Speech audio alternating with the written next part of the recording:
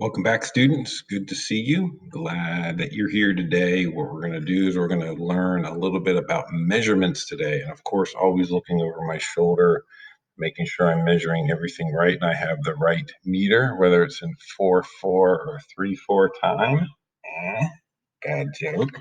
All right, so we're going to learn about measurements today. So we're going to learn about what's called the metric system. Okay, so science is done in the metric system. In fact, the whole world except three countries, the United States, Myanmar, and Liberia, are the only countries that don't use the metric system. So we're going to continue to teach you, and hopefully you can get a little bit more comfortable with the metric system. And the metric system is based on 10.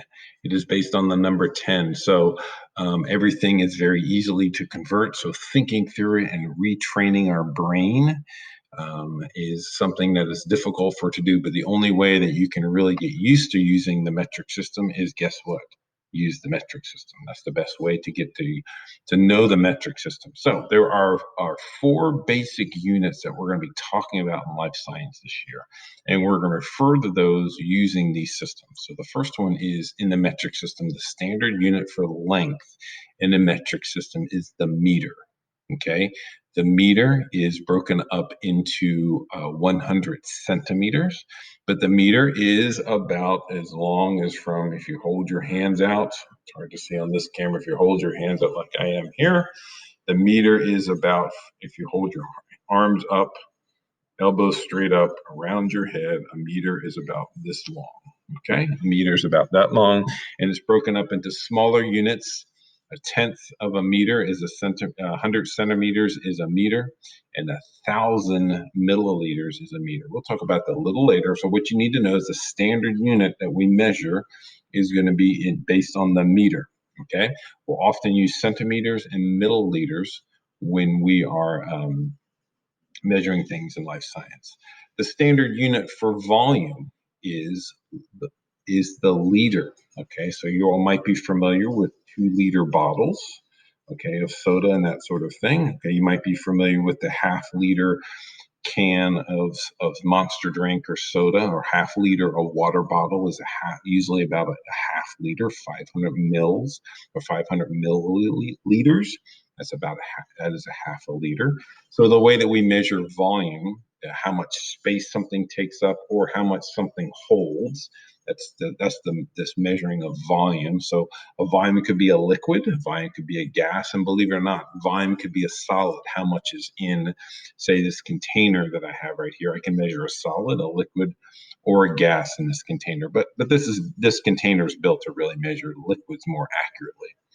The standard unit for mass is gram. Now, I'm going to take a moment and just tell you that mass is different from weight.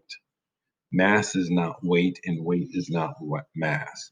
Now, weight is made up of mass, but mass and weight are not equivalent. So let me give you an example. You have a weight. Let's say that you weigh 100 pounds, or you weigh a 40 kilos or 40 kilograms, okay? 40 kilograms.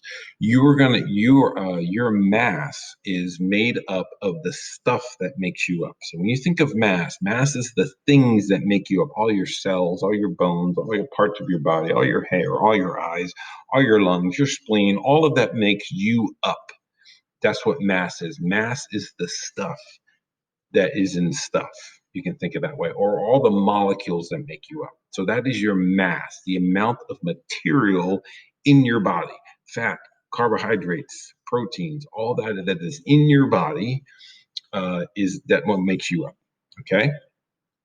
Now, your weight is based on your mass times gravity. So how much you weigh is depending on how much stuff there is that makes you up. Okay, times gravity. So that's why if you went to the moon, your mass is the same. You still have the same face and arms and legs, and you took all those body parts with you when you went to the moon, right? Okay, if you traveled to the moon, or if you went to the space station and you got on a SpaceX rocket and went up to the space station to do some science experiments, you still have the same amount of you: ears, eyes, nose, skeleton, lungs, heart. You took all that with you, right? Your feet, toes, fingers, right? They took all that with you, but your weight, you're going to be weightless because gravity is close to zero, if not already zero, when you're in space. So your mass is the same, but your weight changes because your weight is dependent upon gravity. Okay? But just when we talk about mass in science, we're talking about just the stuff that makes things up. We're not considering gravity as much. Okay, so sometimes they're used interchangeably, but I want you to know there is a distinction between the two. So the standard unit for mass in science is the gram. Okay, you may not know what a gram is or feels like. So a gram is about the size of a paperclip, a large paperclip. If you had one, that's the size of a gram. And the unit of measure for temperature is Celsius. Okay, so in America, we use Fahrenheit, and that is an arbitrary scale that's kind of weird. Water freezes at 32 degrees Fahrenheit, it boils at 212. It's just what you know and what you grew up with. So you know that 75 degrees is a comfortable temperature, and 105 degrees is not a comfortable temperature, and something that is 3 below 0 is not a comfortable temperature, right? So we kind of understand that. What I want to try to help you understand is basing that on the boiling point of water. So the Celsius scale is a unit of measure where 0 is the freezing point of water and 100 is the boiling point of water. 100 and 0 numbers that we're comfortable with. They're based on tens. So a comfortable temperature for us is 25 degrees Celsius. Okay.